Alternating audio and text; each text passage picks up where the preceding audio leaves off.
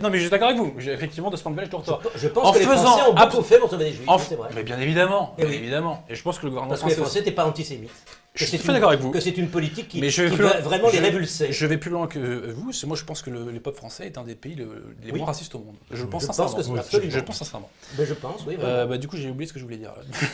En tout cas, il y a une question qui Mais vous avez dit quelque chose de taraude, c'est pourquoi, si le gouvernement français voulait se faire bien voir, on va dire, de l'occupant, il n'est pas livré l'ensemble des Juifs. Pourquoi avoir voulu faire une sélection entre des Français et des étrangers et livrer que des étrangers? Très simple, c'était dans la logique, l'une des logiques, mais celle-là dominante, du gouvernement de Vichy. N'oubliez pas, révolution nationale. Il y avait, vous savez, quand il disait... C'est très intéressant parce que Vichy, si vous voulez, est rempli de bonnes intentions. Et au pied de ces bonnes intentions, dépose des actes absolument horribles, méprisables. C'est certaines personnes de Vichy qui ont des bonnes intentions. Oui, en plus, ils ne pensaient pas tous la même chose. Mais en tout cas, si on résume Vichy, on dit toujours travail, famille, patrie. Oui, mais attendez, ces principes qui étaient d'ailleurs pas du tout ceux de Pétain, qui étaient en fait ceux du PSF, du parti de la ROC, eh bien, ces principes, travail, famille, patrie. Aujourd'hui, vous avez du mal. Si vous dites ça, vous faites ridiculiser. Si je dis moi, je suis pour la famille... À cause des gaullistes. Non, c'est eux qui ont diabolisé ça. Pas du tout. C'est la conscience collective. Tout simplement, à chaque fois, on rappelle... La conscience collective, on le laisse à chaque fois, on rappelle que c'est ce régime qui empêche ces trois termes. Alors que la vérité, c'est quoi? C'est le travail, la famille et la patrie sont trois principes sains. Et le fait que ce gouvernement les ait proclamés, c'est une bonne chose. Le problème, c'est que lorsqu'on regarde le détail... Le travail, c'était le travail obligatoire en Allemagne. La famille, c'était 1 500 000 prisonniers séparés de leur famille et qu'on n'arrivait pas à ramener. Et la patrie, c'est une patrie occupée par l'ennemi et martelée par l'ennemi. C'est effrayant quand même, quoi. Mais c'est effrayant. Donc si vous voulez... La réalité est effrayante. Oui. Mais seulement le problème, c'est que, les gaulo-communistes font abstraction de la réalité. Oui, on est bien d'accord là-dessus. Et cette réalité qui est effrayante, vous croyez qu'elle aurait été moins avec une administration allemande directe? Elle n'aurait pas été moins effrayante, simplement la France aurait toujours existé, elle aurait pu gagner la guerre, elle n'aurait surtout pas... Grâce à la moine d'Afrique notamment. Grâce uniquement à De Gaulle. Grâce uniquement à De Gaulle. Les Alliés auraient gagné la guerre sans De Gaulle, mais la France n'a été parmi les vainqueurs que grâce à De Gaulle. C'est ça qu'il faut bien retenir. Bien évidemment, les Alliés auraient gagné sans De Gaulle. C'était Darlan, le chef de la France combattante en 42, en décembre 42. Allons donc. Alors le cas Darlan. Non mais attendez. Mais là, vous niez la réalité. Parce que Darlan, il avait... Non mais l'armée d'Afrique, parce que ça, on en parlait quand même. Qui, l'armée d'Afrique? Darlan est celui qui était le plus loin dans le sens de la collaboration. Comme il s'est planté, comme il était tellement vaniteux, il a essayé de se rapprocher des Américains. On dit même que sa présence à Alger... Ça, c'était un hasard, je pense. Sincèrement, alors, certains disent que c'est pas un hasard. Je vais pas... Moi, je pense que c'est un hasard. Certains disent que c'était pas un hasard. Peu importe. Mais ça aurait été mieux si ça n'avait pas été un hasard. Parce qu'effectivement, ça aurait voulu dire, ce type a enfin compris... J'ai un dossier là-dessus. Oui, ce type a enfin compris où se trouvait la bonne solution. Et donc, il arrive là et il essaie de changer de camp.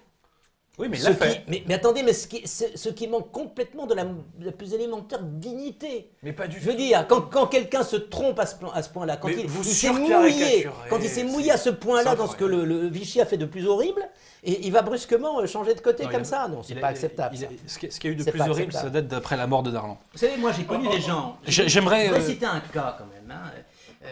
J'en ai plusieurs comme ça. Il y a Guéna, par exemple. Mais ce sont des gens... Ils avaient 18 ans, c'était en 40, 18 ans. Et il me disait, Guéna me disait, moi, à 18 ans, j'ai pas entendu l'appel du 18 juin. Oui, comme tout le monde d'ailleurs. Pourquoi? Parce que j'étais déjà sur la route. Non, tout le monde n'était pas sur la route. Et tout simplement parce qu'il y a des gens qui, en 40, n'ont pas accepté la défaite, n'ont pas accepté l'humiliation du pays. Végan notamment. Et son parti, Végan, a parfaitement accepté parce qu'il a demandé l'armistice. Il a demandé l'armistice. Le Titanic est un avion aussi. Eux ont refusé l'armistice. Ils ont refusé l'armistice. Et ça, c'est un état d'esprit, si vous voulez, qui consiste à dire la France ne doit pas être humiliée, ne doit pas être abaissée, ne doit pas être avilie. Elle doit gagner en gardant sa dignité, son honneur, pour reprendre le terme de Gaulle. Tous les autres, même s'ils ont une idée derrière la tête, ont accepté qu'elle soit avilie. Ce n'est pas vrai. Vous surcariquez. Vous répondez à votre pensée, vous ne répondez pas à mes arguments. Si. Non, je suis désolé. Dignité, honneur, ça c'est des mots qu'on brandit très bien. Je n'ai rien contre. Le problème, c'est qu'il y a une réalité humaine. Il y a 40 millions de Français. Est-ce qu'on les livre aux nazis? Oui ou non? c'est ça la problématique qui se pose. Nous sommes en 2014, c'est facile de brandir des grands principes. C'est très simple. Mais c'est pas ça la question qui se pose à l'époque. Est-ce que finalement, c'est ça Il y a une chose qui vous échappe manifestement. Attendez, pourquoi est-ce qu'ils ont fait ça? Qui donc? Les collaborateurs. Pourquoi est-ce qu'ils ont Alors fait déjà, ça? on parle de qui? On parle de ceux de Paris, de Vichy. Il y a toute une gamme. Il y a toute une gamme. Mais la plupart, et je pense en particulier à Laval, qui a joué un rôle considérable dans cette affaire-là, mais c'est tout simplement parce que, en 1940, la plupart des gens pensent que l'Allemagne va gagner, et Pétain, qui va jouer les deux jeux, pense que l'Allemagne va gagner. Non, c'est plus compliqué que ça. Et pense que peut-être, à plus long terme, il y aura quelque chose à faire avec les Américains. Ça, c'est vrai. Mais dans l'immédiat, en 1940, la plupart des gens qui ont le museau sur le guidon, comme on dit, n'imaginent pas une seconde que l'Allemagne peut perdre la guerre. Mais c'est pas idiot, d'ailleurs, parce que l'Allemagne a battu les armées françaises. Elle n'a pas d'ennemis importants en Europe, puisque l'Italie est son allié. L'Espagne, de l'autre côté, n'est pas un ennemi pour l'Allemagne. Il y a juste l'Angleterre qui est en grande difficulté. Les États-Unis ne sont pas en guerre. Et surtout, ne l'oubliez pas, l'URSS est pratiquement alliée. Non, elle est alliée de l'Allemagne. Elle est alliée de l'Allemagne. Il y a eu un traité commercial en février 1940 entre l'Allemagne et l'URSS. Il faut le rappeler au Coco, ça, quand même. J'ai dit pratiquement, je me suis permis de pratiquement, vous avez raison. Il est bien évident, quand vous regardez ça, vous vous dites les carottes sont cuites. L'Allemagne a gagné. Et la plupart de ces gens-là, quand vous les lisez, vous vous rendez compte qu'ils pensent la plupart ça. Un type comme Laval le pense vraiment, il le pensera encore en 42, c'est vraiment stupide. Il le pense en 44. Oui, c'est complètement idiot. Mais bon, mais le seul qui précisément dit non, c'est pas le seul. Ils vont perdre la guerre, eh bien c'est De Gaulle, je suis désolé. Mais il y a plein d'autres personnes qui vont perdre la guerre. Mais si, il y a le colonel Groussard par exemple, il y a Pétain. Pourquoi Pétain pense ça? Pétain le pense. Écoutez, on n'a pas les mêmes sources. Pétain le pense pour une raison très simple. Pourquoi? Parce que les Alliés tiennent la mer. Ils tiennent la mer, les Anglais. Oui. Tout simplement. Et donc il se dit que l'Allemagne en fait pourra, on va dire, progresser continentalement, mais pourra pas étendre son expansion au-delà de l'Europe en fait. Et il y a un blocus. Et tôt ou tard, surtout, il manquera du pétrole à l'Allemagne. Et on sait pourquoi Stalingrad tue l'Allemagne, parce qu'ils ne peuvent pas mettre la main sur le pétrole du Caucase. Oui, voilà, parce que l'Allemagne veut foncer à Bakou chercher le pétrole. Et puis surtout, une grande partie de la puissance allemande venait de son aviation. Et Pétain, en 1943, rencontre un journaliste anglo-saxon. Et il lui dit, je sais que l'Allemagne va perdre, parce que dans la campagne de Tunisie, on a bien vu qu'elle n'avait plus son avantage aérien. Donc voilà. Mais moi, c'est ça qui me frustre quand je discute avec des gaullistes, parce que, bon, mon point de vue, je sens que moi je suis pas pétiste, moi je ne m'identifie pas à tout ce qui a été fait. Ah non, pas du tout, non. Vous êtes végantiste. Non. Ah, mais ça n'a rien à voir. Mais écoutez, lisez. Non, mais je suis végantiste. Lisez le rapport que fait Végan à la fin du mois de juin à Pétain. Non seulement vous validez tout, mais on a l'impression qu'il parle d'aujourd'hui. Ce que je sauve, moi, dans Vichy, c'est ce que voulait faire Pétain, c'est qu'il voulait délumiériser la France. Il ne le disait pas comme ça, mais il voulait délumiériser la France. Et on revient à De Gaulle. Qu'est-ce que je reproche à De Gaulle? C'est d'avoir relumiérisé la France. On parle de la Restauration. Quand on parle de la Restauration, on entend toujours Louis XVIII. Mais Restauration de la République des Lumières, dont nous mourrons actuellement. Et c'est De Gaulle qui l'a restauré, ça. Oui, alors, ça c'est très... Alors on peut dire aussi que c'est faux factuellement. Ça c'est tout à fait intéressant, parce que quand je disais du bien de travail famille patrie, en fait, ça veut dire quoi? Ça veut dire que dans le fond, il y avait beaucoup de choses valables dans ce qu'on appelait la Révolution nationale. De Gaulle l'a dit lui-même. Oui, non, mais il y avait beaucoup de choses valables. Philippe Barrès. Ce qui est aberrant, c'est qu'on ait justement voulu restaurer la France alors qu'elle était occupée par son pire ennemi.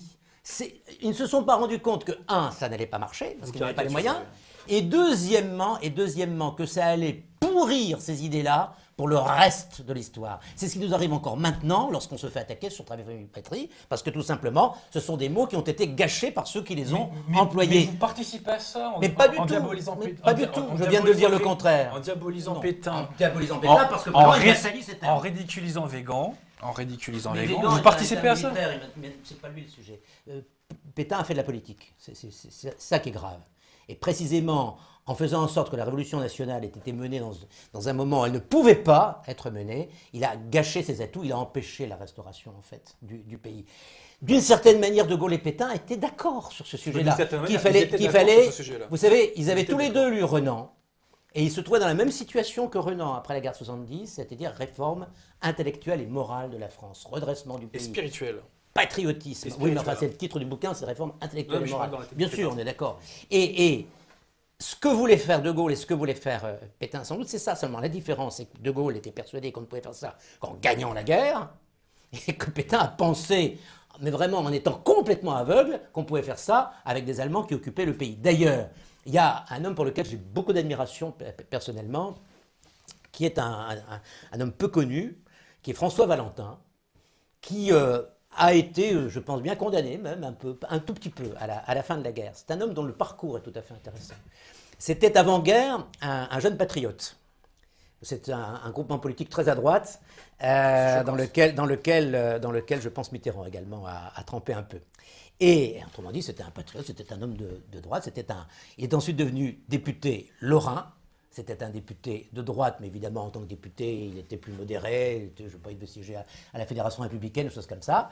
Et lorsque la Révolution nationale... Mais il était enthousiaste. Et puis brusquement, il a compris qu'au fur et à mesure des années, au fur et à mesure, comme il dit, de la descente aux enfers, des renoncements, au fur et à mesure des échecs, au fur et à mesure des lâchetés, il dit aussi, eh bien, il s'est rendu compte qu'on était en train de démolir complètement ce projet. Qu'est-ce qu'il a fait? Ah ben, il est parti. Et il est parti en quittant absolument tout pouvoir. Il est parti tout simplement se battre dans la résistance. Et puis ensuite, il a fait la guerre avec la première armée. Ce qui fait qu'à la fin de la guerre, il dit quand même, vous avez quand même soutenu Pétain, là. Donc on va vous punir. Oui, mais enfin, vous avez été résistant aussi. Donc on ne va pas vous punir beaucoup. Mais c'est un homme qui en raison même de sa prise de conscience, de la manière dont il dit, mais nous nous sommes complètement trompés, quoi. Nous pensions restaurer des valeurs, et nous les avons gâchées parce qu'elles ont été compromises avec des hommes qui les ont salies. Mais ça résume tout. Elles ont été restaurées, c'est intéressant. Elles ont été restaurées. Oui. On apprenait le respect envers Dieu. Écoutez, on apprenait le respect envers Dieu à l'école. C'est très simple. Les Lumières ont naturalisé la société. Oui. La coupure entre la spiritualité et l'individu vient de là. Un individu, pour fonctionner, doit être branché à 3 prises. Matériel, parce que, oui, il ne faut pas qu'on soit dans la servitude matérielle. Hein. Il faut être enraciné, comme dans l'ancienne, cette chère Simone Veil. Et il faut la prise spirituelle. Bon. Les Lumières en ont éradiqué 2. Bon. Qu'on le veuille ou non, Pétain voulait donner une place plus grande à l'Église. Il voulait faire une république chrétienne, corporative et familiale, sachant que le vrai projet de Pétain... Le même moment, c'est tout ce que je vous dis. Mais est-ce qu'il avait le choix? Mais précisément, oui. Il devait bien comprendre que prendre le pouvoir à ce moment-là, c'était le pire moment pour faire ce qu'il voulait faire. Admettons qu'ils ne le prennent pas. Vous pensez sincèrement que ces gens de la Fédération républicaine, du Parti communiste, du Parti radical-socialiste, à la fin de l'ailleurs, ce serait dit, bon, les Lumières, ça a foiré, finalement, on va revenir à un catholicisme d'État. Vous le pensez vraiment? Sincèrement. Sincèrement. On restaure notamment une aide à l'enseignement privé sous Pétain. Tout à fait, ouais. Résultat pratique, à la fin de la guerre, paf, on le supprime. Et qu'est-ce qui rétablit ça? C'est De Gaulle, lorsqu'il revient au pouvoir en 1958. Tout simplement parce que c'était ce qu'il voulait. Parce qu'il considérait qu'effectivement, la laïcité ne devait pas être une laïcité agressive envers la religion, ce qu'elle avait été auparavant. Elle l'est par nature. Non, pas du tout. Mais il semble qu'il y a eu quand même un certain nombre d'avancées sociales sous le régime de Vichy qui ont été conservées ensuite. Ça, je vais te dire, ça, c'est un logiciel de gauche. Le social, c'est bien, mais il faut arrêter maintenant de toujours nous parler de social. Non, la charte du travail était une bonne intention aussi. Et d'ailleurs, c'est très proche du gaullisme. La charte du travail, c'était vouloir dépasser l'opposition de classe propre au capitalisme. C'était la fameuse troisième voie. Et vous trouvez un mot qui est typiquement gaulliste, vous trouvez le mot de participation. Le problème... Ou alors c'est peut-être le mot participation qui est typiquement pétainiste dans ce cas-là. Mais le problème, c'est le problème... On va le voir comme ça aussi. Mais si vous voulez, mais le problème, c'est que ce sont de bonnes idées qui ont été faites au pire moment, ce qui les a, dans le fond, imprégné, si vous voulez, d'une conception vraiment idéologiquement, d'une conception trouble, une conception trouble, idéologies totalitaires. Et surtout elle n'a pas surtout elle n'a pas été mise en œuvre. C'est-à-dire qu'en raison même du manque de moyens, en raison même de l'état, de la situation du pays, ça n'a pas été mis en œuvre. En tout cas, on dit on va faire quelque chose. On n'a pas pu le faire. Et ensuite, les gens d'aujourd'hui qui sont opposés disent ah oui, ça, c'est ce que voulaient les pétainistes, donc c'est mauvais. Ce qui est idiot, parce qu'il y a de bonnes choses qui ont été introduites par... Je prends un autre exemple. Aujourd'hui, on veut regrouper les régions. M. Hollande dit qu'il faut faire des grandes régions. Quels sont les premiers qui ont pensé à faire des grandes régions, à dépasser les départements? C'est effectivement le régime de Vichy. Mais encore une fois, toutes ces idées-là ont été mises en place au pire moment. Mais il y avait aussi la régionalisation voulue par Hitler, qui reprend la carte des régions. Mais bon. Oui. Mais attends, ce qui est très intéressant, c'est que donc selon vous, ces principes, ou même selon, c'est pas vous que je dis ça, c'est plutôt au système. Donc selon vous, ces principes seraient éternellement mauvais parce qu'ils ont été faits à un moment d'occupation allemande. Pas du tout. Mais je rappelle quand même qu'il y a eu une occupation allemande 70 ans avant. Et la République a commencé sa restauration progressive, parce qu'en fait c'est en 1975 qu'elle est définitivement réinstaurée. Mais ça a été fait pendant l'occupation allemande. Pourtant, c'est un argument parfaitement réversible pour nos adversaires. Non, excusez-moi, non, pas du tout. Alors là, franchement, je ne compare pas Hitler à Bismarck. C'est pas du tout la même chose. Attendez. Non, mais il y a une occupation. Les Allemands sont restés quelques mois en 70. Et ne sont pas du tout intervenus sur la politique française, pas du tout. Pas du tout. Et en plus, il n'y avait pas une idéologie qui dominait l'Empire allemand à l'époque, c'était le nationalisme allemand, point. Il y en avait une. En revanche, le Kulturkampf, mais ça ne valait pas pour la France était catholique.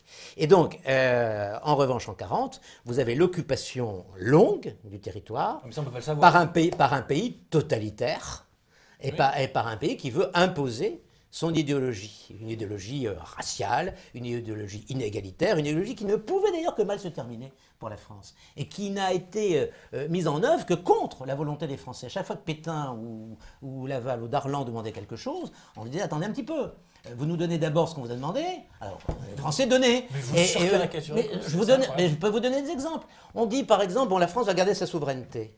Ah oui? Sur quel territoire? Sur... un tiers du territoire? Plutôt que zéro. Oui. Et sur un tiers du territoire, sur 13 millions d'habitants, bon. Et surtout, le reste découpé en tellement de zones qui veulent dire la France ne va plus exister. C'était écrit dans la carte. Le Nord, moi je suis du Nord. Hein. C'est pour ça que, vous savez, chez nous, Pétain n'a pas beaucoup de place. Hein. On a tous des casseroles. Hein. Le Nord et le Pas-de-Calais n'étaient même plus en France. C'était la faute de Pétain. Le Nord, il avait accepté. Le Nord. Il a protesté à Wiesbaden. Mais c'est pas vrai. Ce n'est pas vrai. Écoutez, quand on proteste et qu'on est un homme d'État, on s'en va ou on refait la guerre. Si on proteste en disant je continue à me coucher, on n'est pas un homme d'État. Donc le Nord et le Pas-de-Calais étaient rattachés à la Belgique. Toute la lisière au sud de ces deux départements, c'est-à-dire l'Aisne, les Ardennes, la Somme, etc. Si vous continuez, la Meurthe-et-Moselle, et également ce qui correspond aujourd'hui au Doubs, etc., c'est-à-dire à la Franche-Comté, c'est ça. Eh bien, toute cette région-là était une région interdite. C'était une région qui, manifestement, était prévue pour une population germanique. C'est-à-dire qu'on allait germaniser tous ces départements. Et il y avait les noms des villes en allemand aussi. Il y avait la zone de démarcation, la ligne de démarcation, qui empêchait le passage entre les deux parties de la France. Autrement dit, la France était découpée, elle était ridiculisée. Et les chefs de la France ont accepté ça. Mais bien sûr que si, c'est lui qui a signé l'armistice. Enfin, attendez. Et s'il y avait eu un fallait continuer la guerre. France n'aurait pas été humiliée? Jusqu'à la victoire, non. Parce qu'elle aurait continué à se battre, elle n'aurait pas été humiliée, elle aurait été dominée mais pas humiliée. Là, elle a été dominée, humiliée, écartelée, et elle ne s'en est sortie que parce que De Gaulle a choisi le bon camp. Ce régime qui a humilié la France, c'est le régime qui a financé les premiers réseaux de résistance, du colonel Groussard, de Paul Dingler, de Lousteau-Nolaco, du colonel Heurtaud. Non mais écoutez, c'est... De Honoré Étienne d'Orve ? Honoré Hendorf était gaulliste. Monarchiste d'ailleurs. Étienne Dorve, avant de mourir, fait une lettre dans laquelle il évoque son respect au maréchal Pétain. Bien sûr. Bon. Ceci étant, donc, ce régime qui a humilié la France, c'est le régime qui a financé les premiers réseaux résistance. Je renvoie à celui de Jacques Laurent, années 40, il explique mieux que moi. Même on peut lire ce qu'en dit Lousteau Laco dans ses mémoires, ou ce qu'en dit le colonel Groussard dans ses mémoires, etc.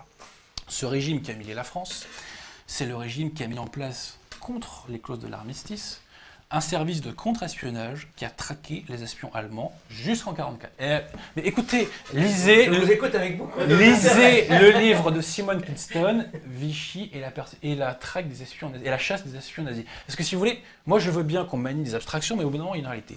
Ce régime qui a humilié la France, c'est le régime qui a reforgé la plus grande épée française, qui est l'armée d'Afrique. Mais écoutez, vous pouvez sauter. 200 000 hommes, c'est. Ouais, mais en face, il y a rien. De Gaulle, c'est 15 000. De Gaulle, c'est 15 000. C'est combien, De Gaulle? De Gaulle, c'est 15 000. De Gaulle, c'est les 200 000 lorsqu'il préside le gouvernement français. C'est 200 000 quand il récupère l'armée d'Afrique. Il récupère l'armée d'Afrique. Ce gouvernement, donc, qui a humilié la France, c'est le gouvernement qui a financé les premiers réseaux de résistance. C'est, que vous le vouliez ou non, c'est le gouvernement qui a forgé la principale armée française.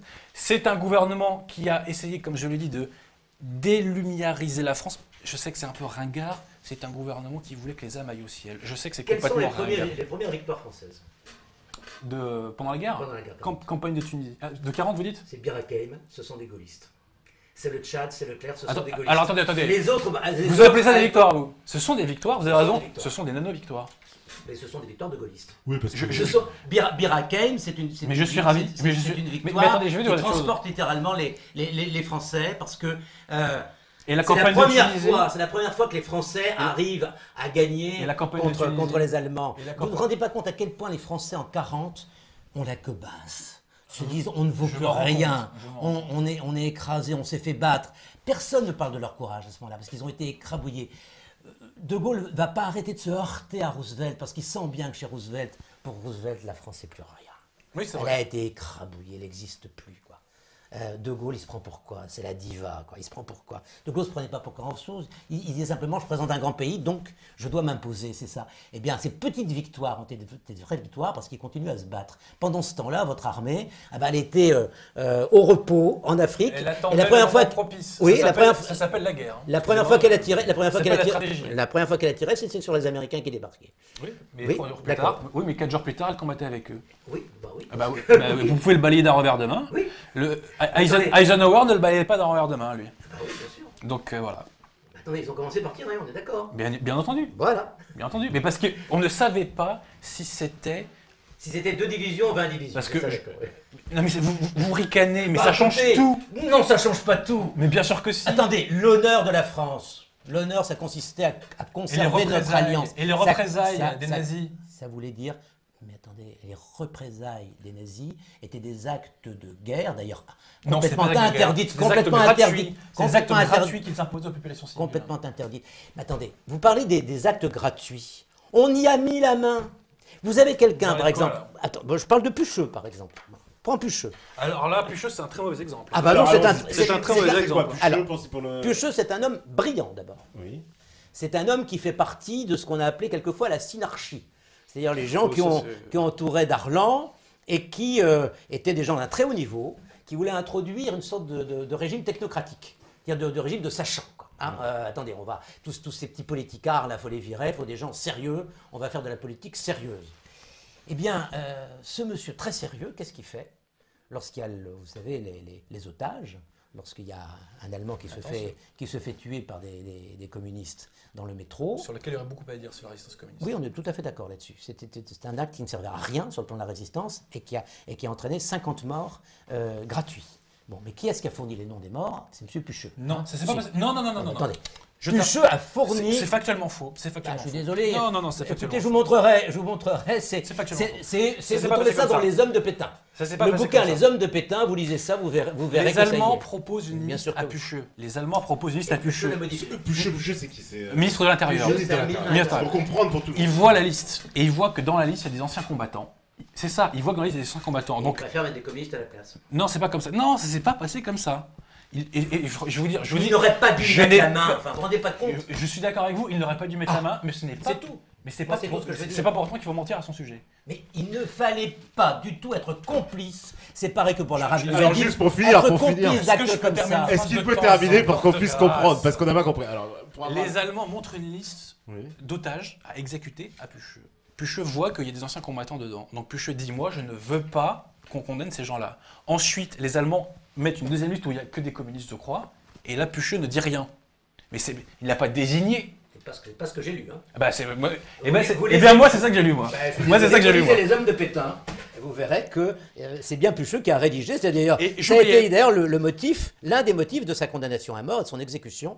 Parce qu'en plus, comme M. Pucheux était très intelligent, De Gaulle, en 1943, il a essayé de se faire passer pour un résistant. Il est passé en Afrique du Nord, il s'est fait arrêter. Pour aller combattre. Pour les combattre contre les Allemands. Non mais écoutez, vous pouvez... À chaque fois, vous niez les éléments factuels. Donc effectivement, dans ce cas-là, vous avez toujours raison. On est d'accord. Alors, il est parti. C'est votre point de vue, c'est Balmire. Et il s'est fait arrêter après en Afrique du Nord, c'est ça? En fait, c'est Giraud le coupable dans cette histoire. Oui, c'est vrai que Giraud a dit tu peux venir. C'est un autre débat. Et que lorsqu'il est arrivé, il l'a complètement lâché. De ce point de vue-là, ça ne rehausse certainement pas l'esprit. C'est bien possible. Non, mais c'est qu'il ne voulait pas. Il dit c'est pour une raison d'État, vous avez des gamins, je m'occuperai d'eux. Bon, il s'est pas occupé, mais c'est pas grave ça. Mais le capuchon est annexe malgré tout. De Gaulle a toujours été très respectueux des hommes courageux et des hommes efficaces. J'aimerais évoquer, j'aimerais évoquer, si vous plaît, un ministre dont on n'a pas beaucoup parlé, qui est le général Bergeret, qui était en relation directe avec l'intelligence service. C'est-à-dire que les Anglais pensaient que Vichy n'était pas qu'un nid de collabos. Il y en avait, je ne dis pas le contraire, mais je dis qu'il faut le voir tous les versants de la chose. Rappelons-nous, la vérité est dans le tout, et Dieu sait s'ils ont un peu du mal de citer Kant. Bref. Le général Bergeret, ce qui est intéressant, c'est que donc l'opération Torche a eu lieu le 8 novembre 1942. Le 5 novembre, je dis pas de bêtises, novembre. Le 5 novembre 1942, Bergeret est informé par les anglo-saxons, ce qui n'était pas le cas de De Gaulle, soit dit en passant, il est informé par les anglo-saxons de l'imminence du débarquement. Que fait-il?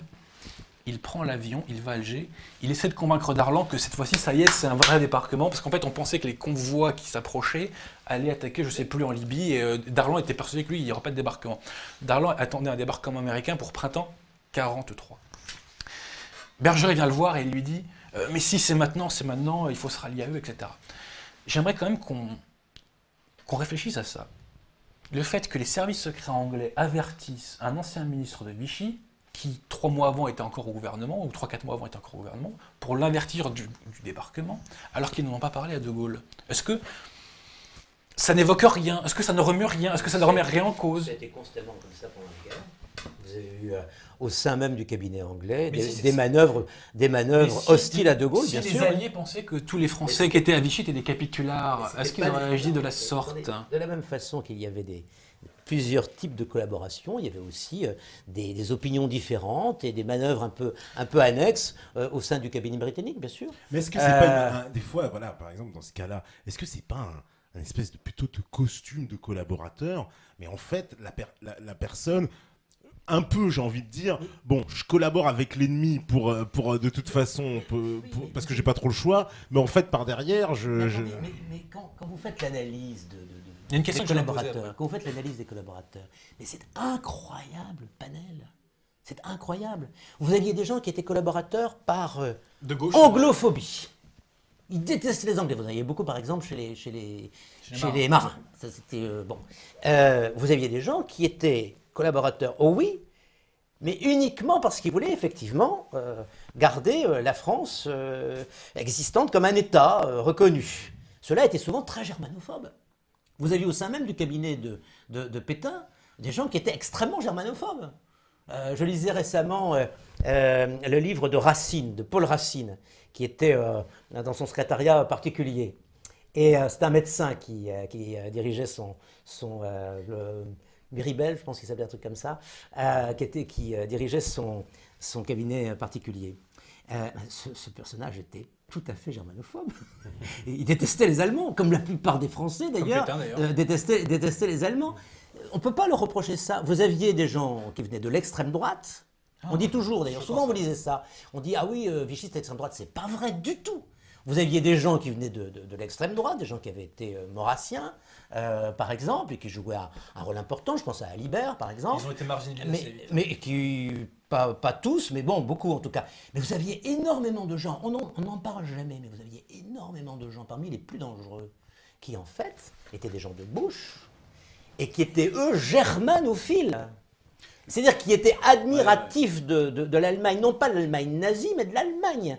Et c'était des gens qui, en général, avaient été proches, tenez-vous bien, d'Aristide Briand. Et qui ont adhéré à l'amitié franco-allemande, qui étaient donc souvent des amis personnels de Habetz, et qui donc ont entretenu les meilleurs rapports avec les Allemands. Autrement dit, vous aviez énormément de dispositifs, et en plus, vous pourriez faire une collection, enfin des collections comme ça de collaborateurs différents, et à l'intérieur de chacune de ces collections, vous aviez en plus les calculs personnels, les rivalités personnelles, les coups de Jarnac, etc. C'est horrible. Ce régime était un panier de crabes misérable. C'est l'héritage de la XIIIe République. Oui.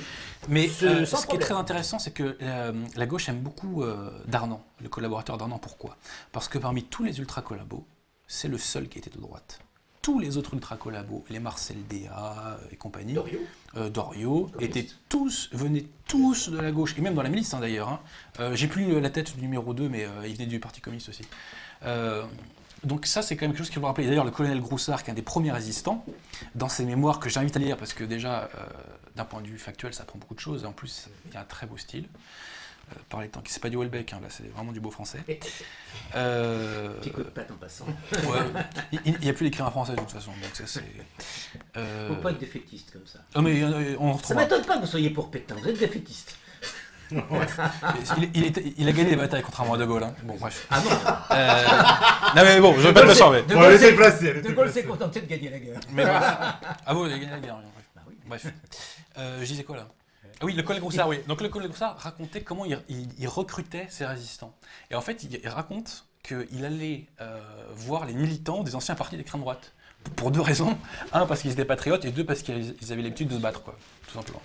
Mais la gauche, de toute façon, il y a un truc qu'il faut quand même comprendre, c'est que la gauche est l'anti-France. Quand on n'a pas compris ça, on n'a rien compris à la politique française. Non, la gauche est l'anti-France. La gauche est l'anti-France. Pas toute la gauche non plus. Si, toute la gauche. Le logiciel des Lumières est vicié à la base. Il est vicié à la base, et la gauche veut remplacer la France par un autre pays, une autre civilisation, on le voit aujourd'hui. Mais ça, c'est un autre débat. La gauche est l'anti-France, et les gens qui se sont battus, qui sont davantage levés, sont des gens qui étaient marqués à droite ou à l'extrême droite, et la résistance communiste n'a pas été très spontanée. Ils se sont battus très courageusement. Ouais. Ils se sont battus. Oui, parce qu'ils ont l'URSS, voilà. Ils se sont battus pour l'URSS, ils se sont battus pour la Mais ils se sont battus, ça ne retire rien à leur courage et à leur sacrifice. Parce qu'ils formaient l'essentiel des troupes après la guerre dans l'armée de libération, c'est ça? Non, pas du tout. Non. Ils ont formé l'essentiel des troupes dans l'épuration, oui, ça c'est vrai. Ah, ça c'est vrai. Parce que je condamne les crimes commis par la milice, bien entendu. Bien entendu. La vérité dans le tout, l'épuration, on n'en parle jamais, ça. Ou quand on en parle, on la minimise. Combien de personnes, on pense 100 000 morts dans cette épuration? En gros, entre 40 et 100 000. Entre 40 et 100 000. En gros, voilà. Entre 40 et 100 000. C'est un carnage quand même, hein. Faut jamais l'oublier ça. Oui, et c'était pas 100 000 collabos. Ne sont pas identifiés par tout le monde. C'est ceux de Robert Aron en tout cas. Oui, mais Robert Aron. C'est ceux d'Henri Amouroux. Oui, mais Robert Aron est. Oui, tous ceux qui disent la vérité. Bah non, il n'y a pas effectivement, que. Effectivement. Et je suis pas dit qu'à que. Je dis qu'effectivement, à chaque fois que quelqu'un dit un analyse, celle de Rousseau par exemple, il y a beaucoup à dire sur Rousseau. Oui, mais d'accord, mais comme on peut dire sur vraiment. Justement. Sur Robert Aron. Sur toutes ces questions-là, bien sûr, vous avez des lectures différentes. Et donc, souvent, des chiffrages différents. Par exemple, les communistes parlent toujours de leurs 75 000 morts. Il n'y a évidemment pas eu 75 000 fusillés communistes. Je pense qu'il y a eu en tout et pour tout 4 000 fusillés, je pense, quelque chose comme ça, pendant la guerre, tout compris, hein, c'est-à-dire pas seulement des communistes. Donc, si vous voulez, on est très très loin des chiffres à évoquer. En revanche, il faut toujours rappeler ça, je pense que là, on sera parfaitement d'accord, il faut toujours rappeler que les premiers résistants étaient des gens de droite, et souvent très à droite, d'ailleurs. Bien sûr, d'ailleurs, auprès de Gaulle, l'un des responsables des services secrets de la résistance, c'était le colonel Rémy, qui était Action française. Le secrétaire, par exemple, de Moulin, Cordier, qui vit encore, je pense, c'est un des derniers compagnons de la Libération. Il a un âge canonique maintenant, Action française. Et d'ailleurs, c'est ça, ça qui est magnifique, si vous voulez, un type comme Cordier, si vous voulez. Enfin, il a mal fini, hein. Non, mais attendez. Il a mal fini.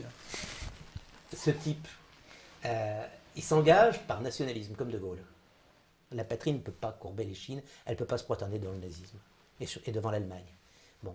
Mais il accepte de travailler avec Moulin, alors que vraiment, il n'a aucune idée commune avec Moulin, mais il a un profond respect pour lui parce qu'il il est radical, c'est un radical. Moulin, c'est un radical. Moulin.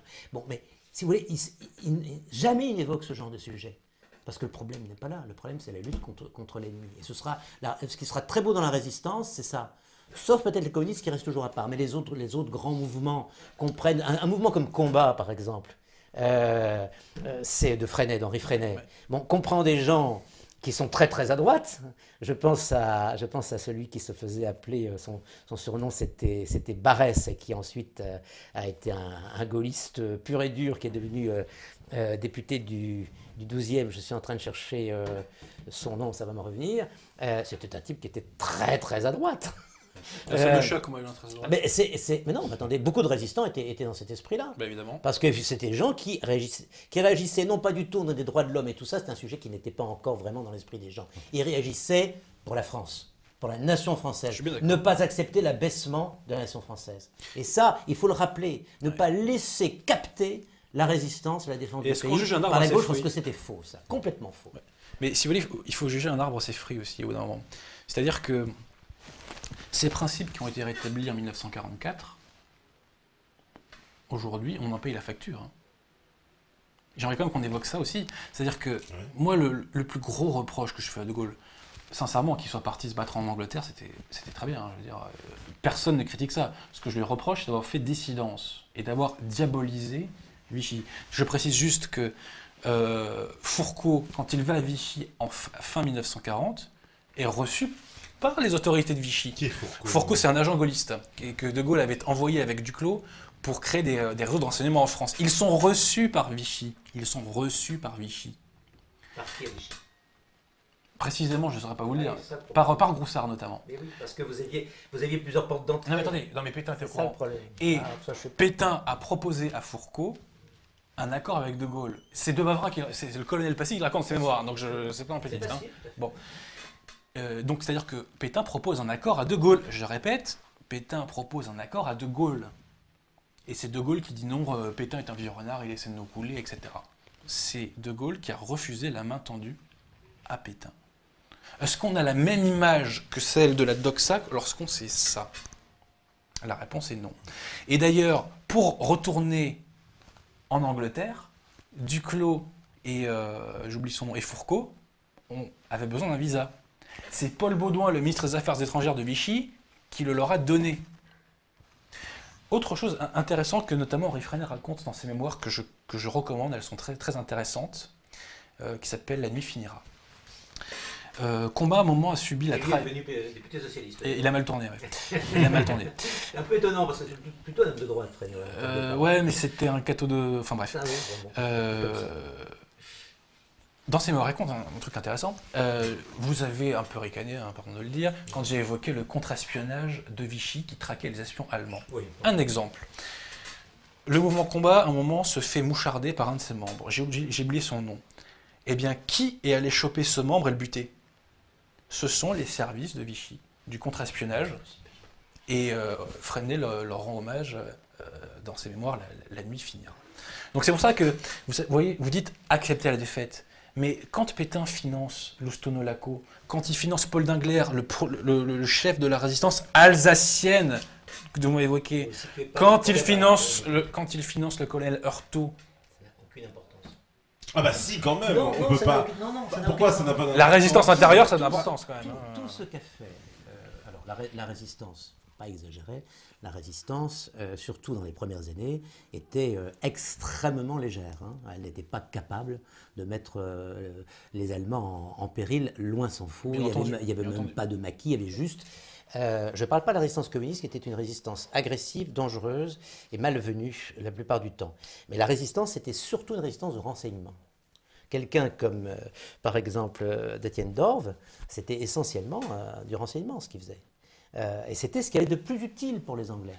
Parce que ce qui était intéressant, c'était de renseigner les Anglais et les forces françaises libres, au fur et à mesure qu'elles ont commencé à exister, sur les dispositifs allemands. Donc, si vous voulez, ce n'étaient pas des réseaux extrêmement importants, ce n'étaient pas des milliers de personnes. D'un point de vue militaire, la résistance qui a joué le plus grand rôle, c'est l'organisation de la résistance armée, héritière de l'armée clandestine, qui était maréchaliste. C'était des militaires. Et quand ils réarmaient la France en secret, ils allaient en parler à Pétain, et Pétain leur disait « continuez ».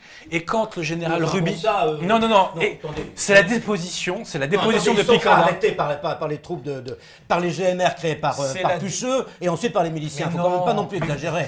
Pétain était... Non, je ne mélange pas. Pétain était toujours au pouvoir, les miliciens arrêtaient des résistants. Attendez, non, le général Ruby ne mélange pas du tout. Au premier Pétain, le général Ruby témoigne du premier Pétain. Pétain leur dit quand les Américains arrivent, il faudra être avec eux.